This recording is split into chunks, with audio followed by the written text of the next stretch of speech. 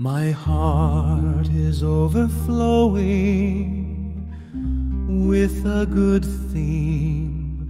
I recite my composition concerning the King. My tongue is the pen of a ready writer. You are fairer than the sons of men. Grace is poured upon your lips, therefore God has blessed you forever. Gird your sword upon your thigh, O mighty one, with your glory and your majesty, and in your majesty ride prosperously, because of truth, humility, and righteousness. And your right hand shall teach you awesome things. Your arrows are sharp in the heart of the king's enemies. The peoples fall under you. Your throne, O God, is forever and ever. A scepter of righteousness is the scepter of your kingdom.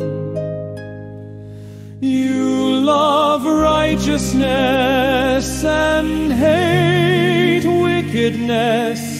Therefore God, your God, has anointed you with the oil of gladness more than your companions. All your garments are scented with myrrh and aloes and cassia. Out of the ivory palaces by which they have made you glad. King's daughters are among your honorable women. At your right hand stands the queen in gold from Ophir. Listen, O daughter, consider and incline your ear. Forget your own people also, and your father's house. So the king will greatly desire your beauty, because he is your Lord. Worship him. And the daughter of Tyre will come with a gift. The rich among the people will seek your favor. The royal daughter is all glorious within the palace. Her clothing is woven with gold. She shall be brought to the king in robes of many colors.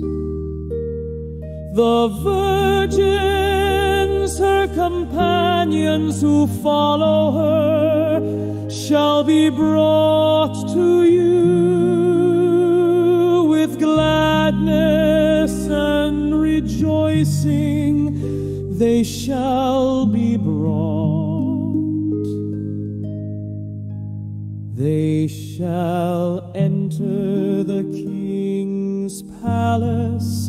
Instead of your fathers shall be your sons, whom you shall make princes in all the earth. I will make your name to be remembered in all generations. Therefore the people shall praise you forever.